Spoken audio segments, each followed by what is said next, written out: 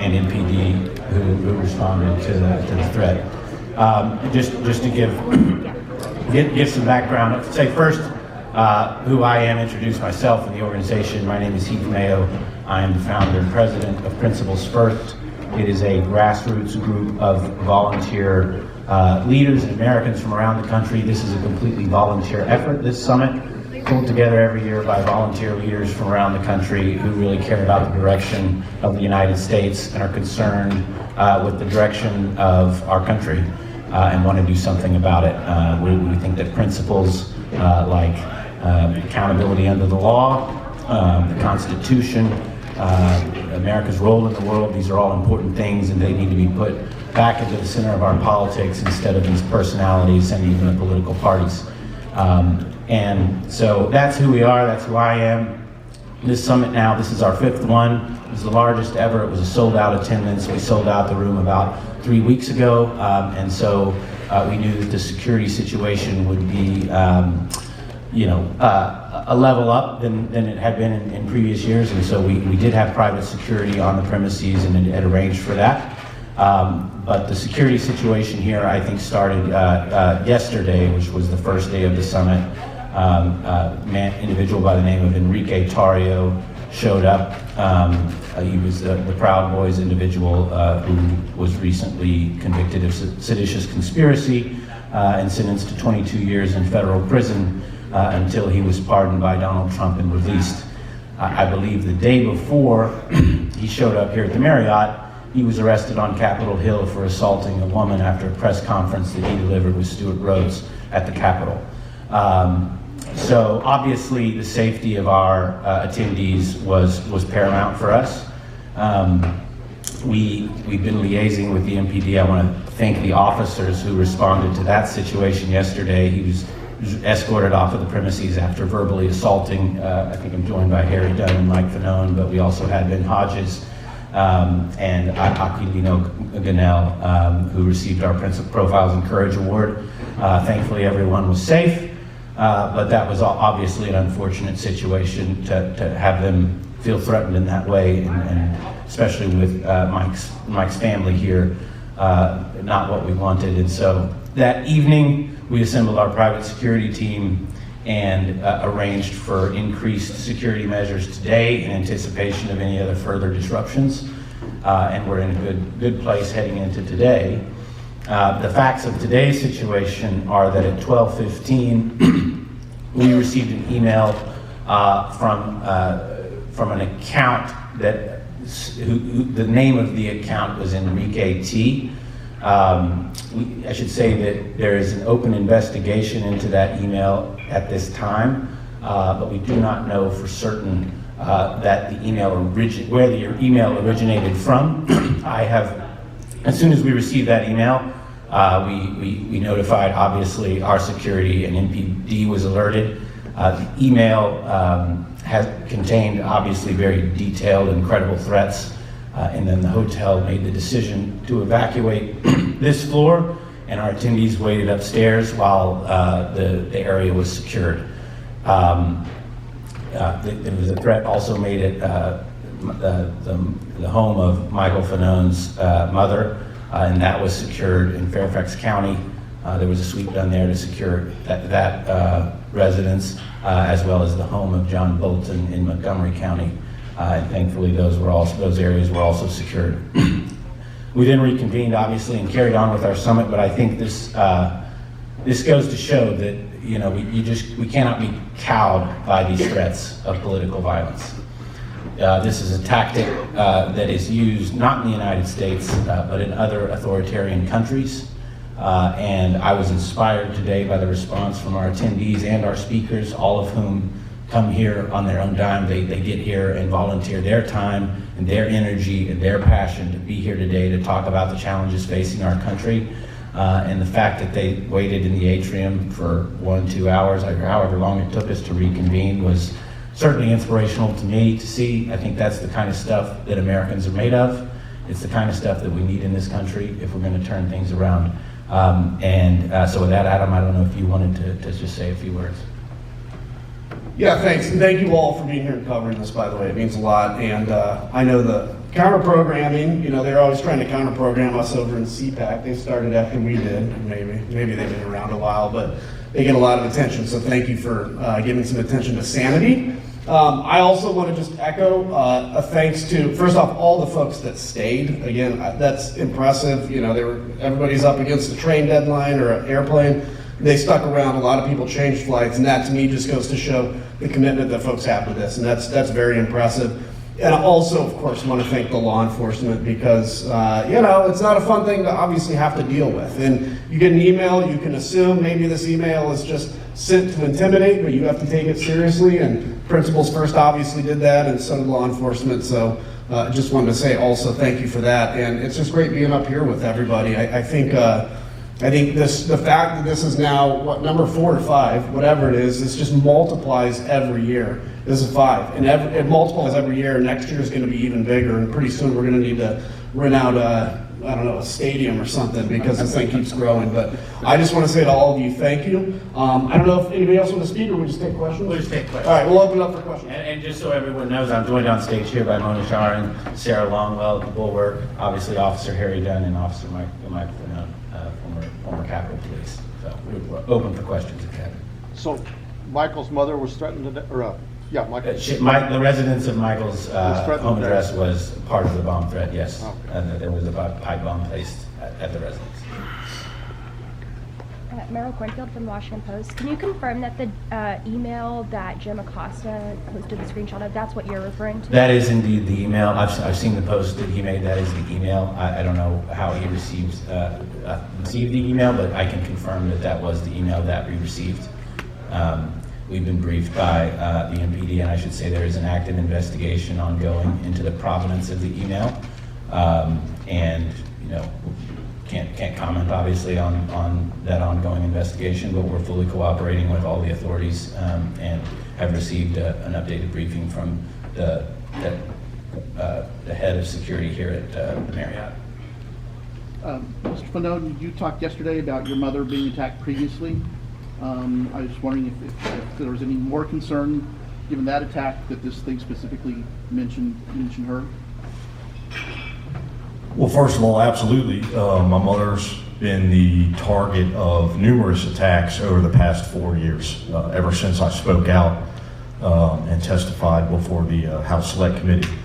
That being said, in addition to the email that was received by Principals First today, listing my mother's address and stating that she was in fact the target of a bomb, my ex-wife, the mother of my youngest 3 children, my father, and my sister, as well as my mother additionally today, have all been targeted in similar incidents, whether swatting incidents or are receiving an inundation of threatening phone calls, emails, and text messages.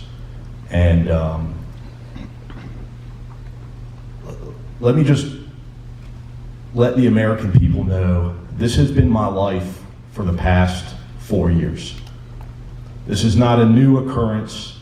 This is not something that that is a recent development. Each and every time I do an interview with one of you, each and every time I appear on television, each and every time I speak about my experiences on January 6th at events like these, this is what my family has to endure.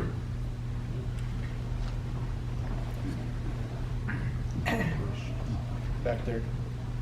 Oh, right there. I'm sure law enforcement is going to investigate all this, not only to this venue, but others. But isn't there value in your organization not only speaking out about this in personal terms and inviting the press to, at a White House press briefing, ask if with these kind of activities, which are abhorrent to all Americans, ask them to repudiate these kind of behaviors and see if they will go on the record against the Propolice. Absolutely. I mean, we would hope that our laws enforcement officials up and down, state, federal, local, will investigate this to the fullest extent of the law and prosecute it if laws were broken. I know that there's an active investigation to do that. I think all authorities with responsibility for that investigation should be asked, because there were a lot of people here today, a lot of people whose safety was at risk. Their lives were at stake, and I would hope that whoever did this is brought to justice. You know, there's an open question out there right now about the rule of law in our country, with the pardons, particularly yesterday, of an individual who would not have been out on the streets to harass police if he had not been let out of a 22-year prison sentence. So that's a discussion that the country ought to have, and it's a question that the press should be asking, I think, is are the prosecutors who are responsible for prosecuting this individual, whoever made the bomb threat, are the law enforcement officials charged with finding and securing the safety of the public, are they going to enforce our laws even-handedly, regardless of what the political views were of the individual who committed this, sent this email? For the officers, Enrico Tarrio is obviously out. Did you have any indication, or were you surprised that he personally came to confront you? Or are you surprised that now that he is out, he is personally coming to confront you? No, I'm not surprised at all. I mean, the face of this has been 4 officers. So, subtly speaking, I wish it was a lot more of us officers, because it'd be hard to target a whole department of police rather than in 4, well, I wouldn't call us vulnerable, because we're still standing here, unshaken and unmoved by what happened. But no, I'm not surprised. I did see that a lot of them were refused entrance into CPAC. There was videos of that being escorted out, and Stuart Rhodes, I believe, were not allowed in. So, I mean, I guess they would show up to harass us, but if they think that it's going to intimidate us from stopping, I mean, good luck.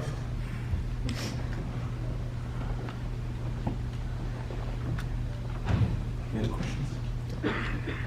Just can you quickly go over the registration changes from the first year to this year? How many were there this year? This year, we stopped the sales at, I think, at 1,171 tickets or something like that. We had a wait list of close to 300. Compare that to ticket sales last year of 747 total. Over at the Conrad, this is the first year, obviously, in a bigger venue. But so it's meaningful. I think 50% increase in terms of, you know, registrations plus wait list of people interested in what we're talking about and what we're doing here at Principals First. So we're excited by that. We're gonna next year obviously get a bigger room, try to accommodate as many people as possible, but people fly in for this every year.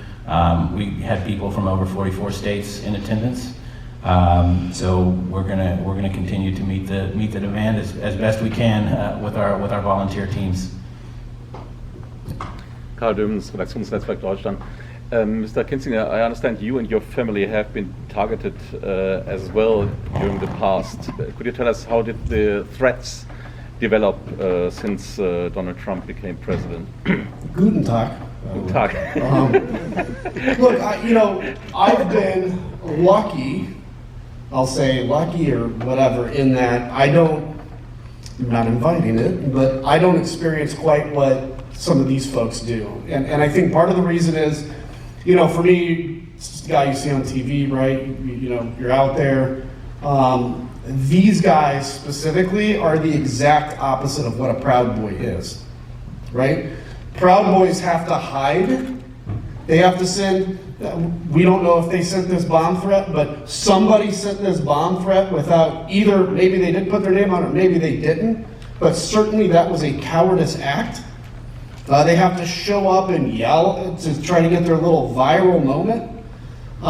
They're nothing but cowards, truly. And, whether they come after me and my family, my wife isn't afraid of them either, or they come after anybody up here, but specifically these 2 officers, none of us will be intimidated. And I think that's the big thing is, look, what they're hoping for is that we get a little nervous and maybe we do a little less, and that's how they intimidate. And that's what this, I guess we'll call it like militia side of it works. They want to scare you. But in the heart of it, they are absolute cowards. And so they don't scare me. They obviously don't scare them. I've been lucky and blessed, and we'll keep pressing no matter what happens. Duncan. Mr. Mayo, Enrico Tarrio has denied involvement with the bomb threat, and he's threatened legal action against Principals First. Can you just respond to that? Sure. We put out a statement with the facts as we had them. As I stated in my earlier remarks, we don't know for certain the provenance of the email. I was informed by the head of Marriott Security that it was sent, that there's an open investigation by the MPD intelligence analyst, and they have determined that the web address from which the account was sent is a dark website. So it's unlikely that we'll know who it was sent from for sure. But the name, the account on the email from which it was sent was named Enrique T. And that's the information that we've made available. But I should reiterate to that effect, we don't know for certain digitally where the email originated, and we've put out a statement to that effect. But like I said, the investigation is ongoing, and the facts of the full weekend's security situation, I think, is relevant to the investigation. A question for Officers Dunn and Fanone. I know you said yesterday during your panel that you had no interest in ever taking a meeting with President Trump or anything like that. Do you have a message for him today related to the pardons, now seeing the events of the past couple of days? I stand by my previous remarks. Nothing new for the last 4 years that we haven't said. Nothing new. For those of you that weren't here yesterday, I said go fuck yourself.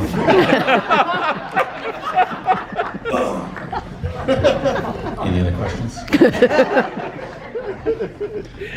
That's a good way to wrap it. Listen, I also want to say that nobody on the stage, for these two, no offense, I know them a little better. That's okay. We're not naive to think that these individuals aren't dangerous, or they can be. They can be, right? We saw what they did on January 6th. They were sentenced for it. So we're not naive to think, hey, they might do something. So it's not like we're walking around with our heads up our asses, just oblivious to what's going on around us. I think we're taking necessary precautions to take care of ourselves and our families, but we're not naive. But that does not mean, domestic terrorists, Christopher Wray called those organizations the Proud Boys. Christopher Wray called them domestic terrorists. The goal of the terrorists is to create, incite fear and disruption. So if we are feared or we're intimidated into stopping, that means they win. And we don't let terrorists win. Like, we're not going to do it. So, but at the same time, we're not naive. We're aware of what's going on. But we think that standing up and speaking out and being inspiring is a little bit more helpful than not. So. Anything else? One last one. So I'd like a quick question for Sarah. Just, is this something that you have noticed within the Bulwark, for example, outside of the specific people who were involved in January 6th? Are you aware of any sorts of threats that are coming towards people who work in your organization? There's nobody who has spoken out against Donald Trump that doesn't receive threats. It's just a constant way that his fervent supporters engage with people who oppose him. So I think it's true, just that it's a reality for everybody who's doing work that is in the public eye. I think there's not a lot of people who haven't had the FBI show up to their house over something. So it just is the world, and I think the thing, though, that I think everybody's trying to impress upon the media, because I'll say, we all get lots of questions about go bags, and isn't everybody so afraid? And there's lots of stories about people being afraid and changing behavior as a result of the fact that Trump is saying he's going to seek retribution. And I think just the one thing we really want to communicate today, and it was exemplified by the fact that people returned here after the threat, is that we're not going to let them chill the civic spaces that we exist in to oppose what's going on. We're not. And so the threats people can send emails, but it's not a great time, because Donald Trump pardoning the January 6th people was an implicit endorsement of that behavior, and it allows them to continue to perpetrate that behavior.